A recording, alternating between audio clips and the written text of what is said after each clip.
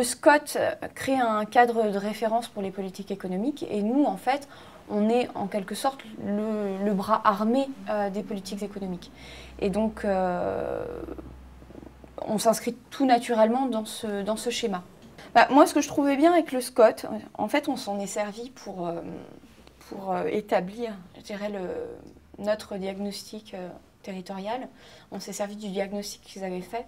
On concourt à la mise en place d'un institut des métiers de la ville. Ce sont des perspectives d'amélioration en fait de la qualité des infrastructures déjà, c'est une première chose, et puis de réflexion sur la politique à mener pour la politique d'aménagement pour qu'elle ait des retombées très positives par rapport au développement économique, à l'insertion finalement de l'activité économique dans la vie des citoyens. Il est situé à un carrefour autoroutier, routier très intéressant, proximité de Paris, proximité de Roissy.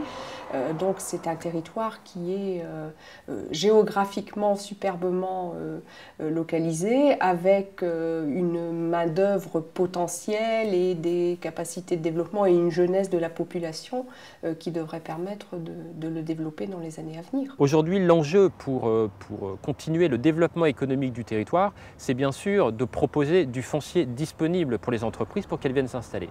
La solution de facilité, c'est de s'installer sur des terres agricoles qui ne sont pas polluées, qui sont facilement aménageables.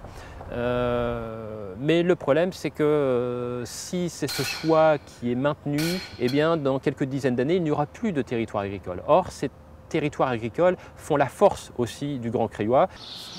Disons qu'on essaye toujours de s'installer en dehors pour ne pas gêner, mais comme les agglomérations s'agrandissent, donc on se retrouve après avec le même problème, donc c'est pas toujours simple. Mais bon, nous, on n'a pas trop à se plaindre, quoi, ça.